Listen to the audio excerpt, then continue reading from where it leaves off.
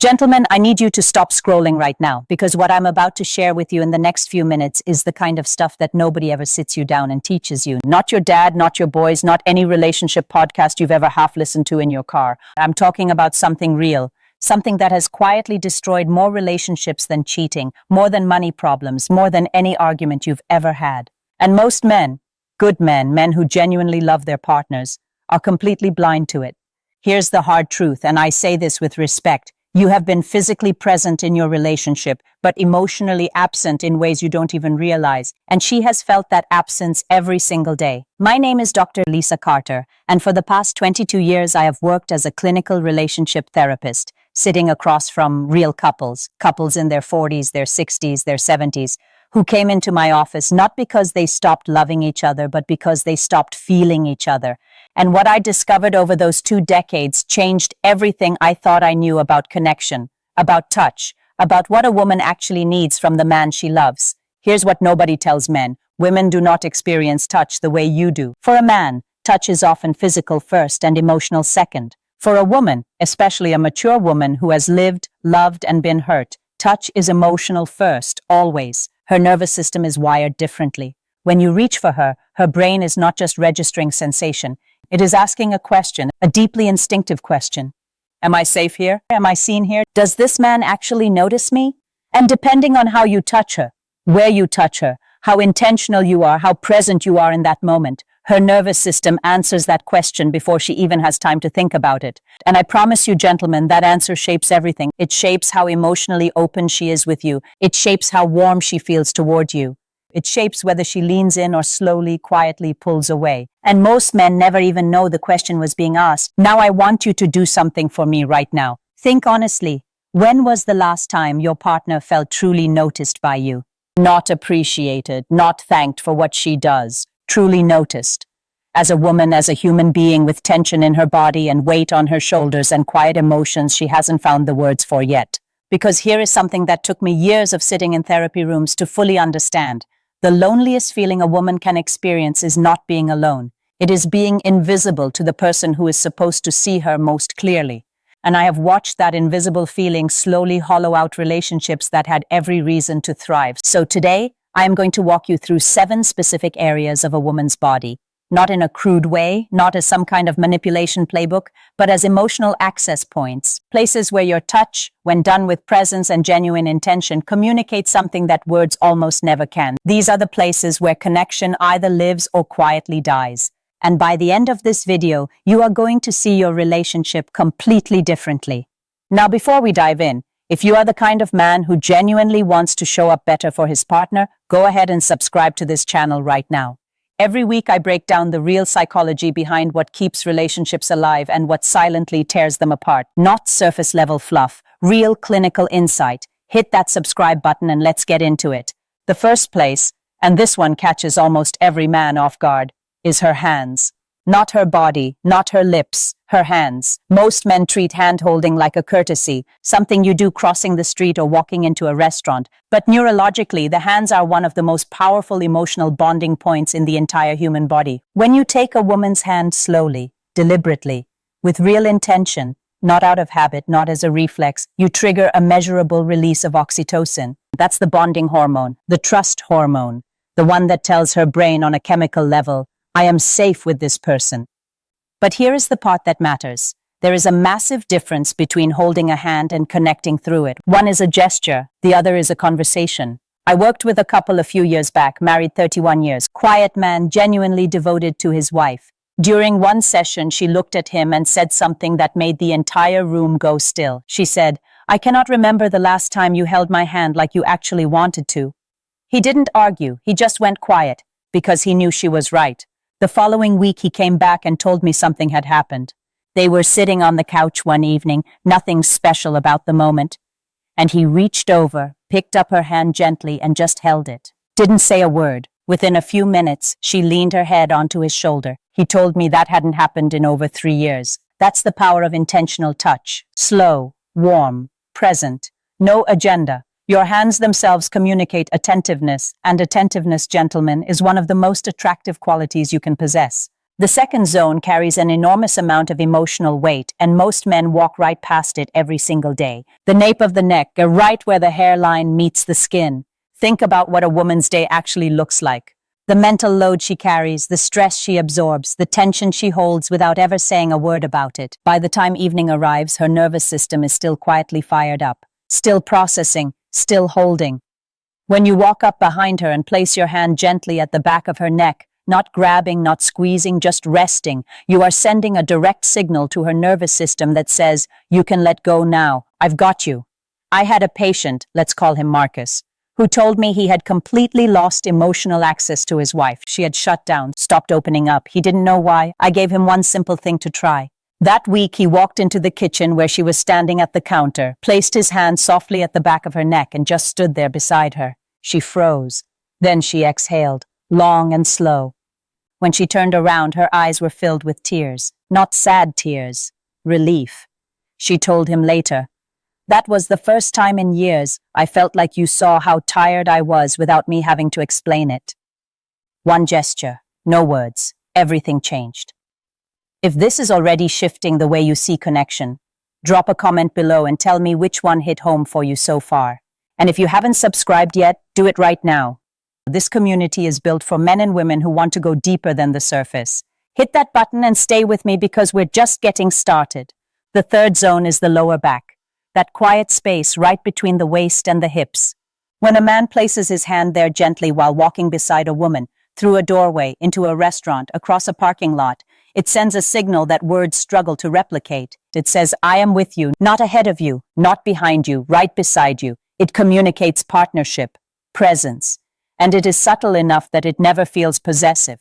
It just feels safe. Women notice this gesture the way they notice breathing. They don't think about it consciously, but the moment it stops, something feels missing.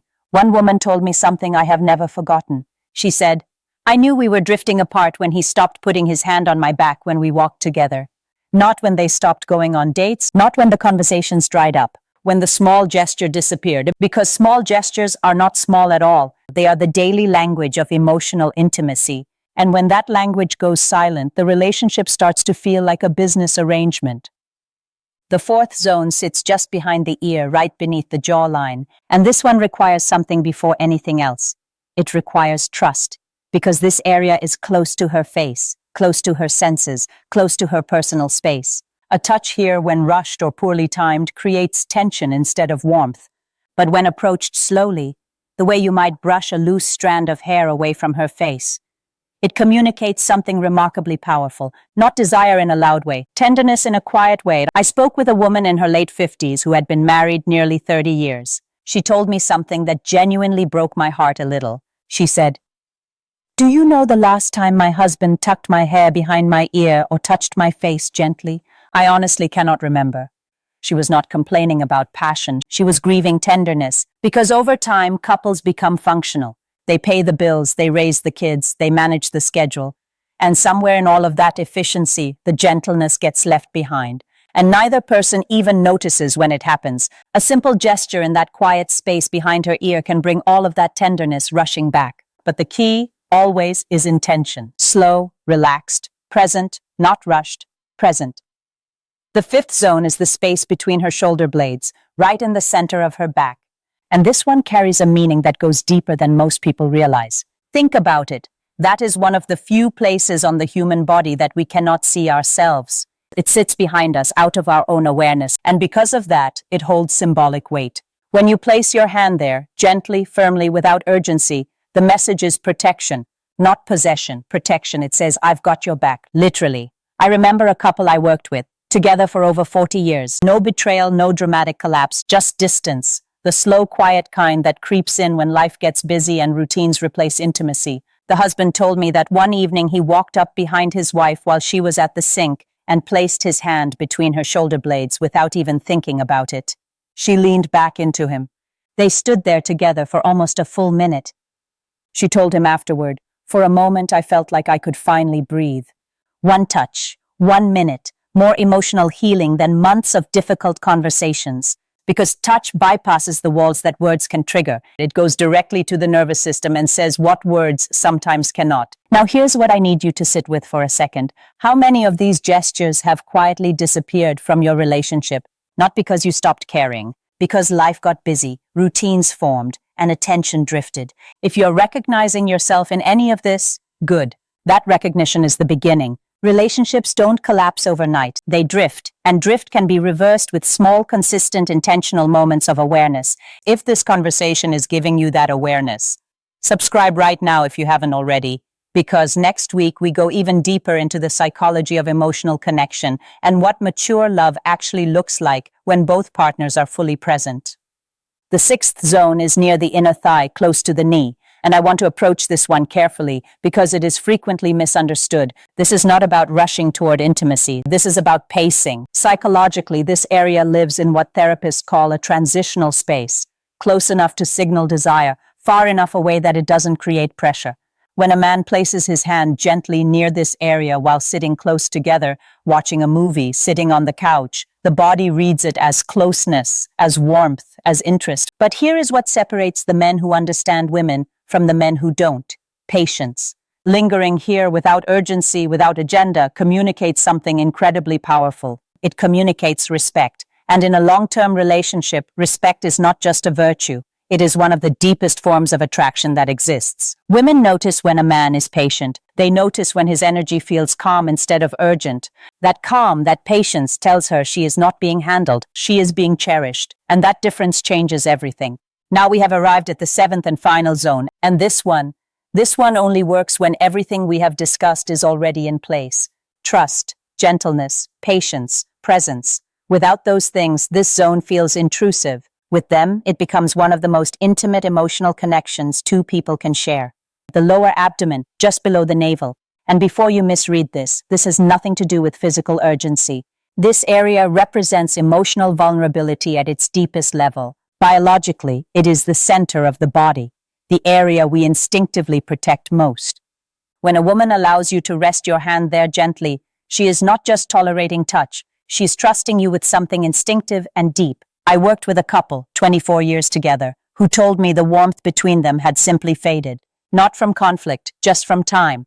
During our session, the wife described something from early in their marriage. She said that when they would lie down after a long day, her husband used to rest his hand gently on her stomach while they talked. Nothing else, just that quiet closeness. She said it made her feel grounded, like nothing in the world could reach her. Over the years, that gesture disappeared, gradually, quietly, the way all the best things disappear, without announcement. I asked the husband if he'd be willing to bring it back. A few weeks later, they came back in, sitting closer, voices softer, energy completely different. He told me one night they were lying in bed talking and he remembered our conversation and slowly placed his hand on her lower abdomen, exactly the way he used to.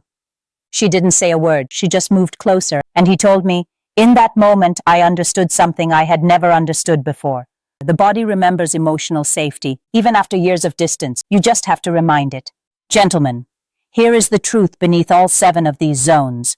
None of them are magic, none of them are tricks, they are invitations. Each one is a small doorway that opens when you show up with presence, gentleness, and genuine care. Women do not respond to touch alone. They respond to intention. A distracted touch feels completely different from a mindful one. A touch that expects something in return feels completely different from a touch that simply offers warmth. And women, especially mature women who have lived through enough to know the difference, can sense that distinction instantly. One of my patients said something I still think about. He said, I didn't learn some new move, I just started paying attention differently. And when he did, his partner laughed more, leaned into him more, opened up more, not because he tried harder, because she finally felt safe enough to.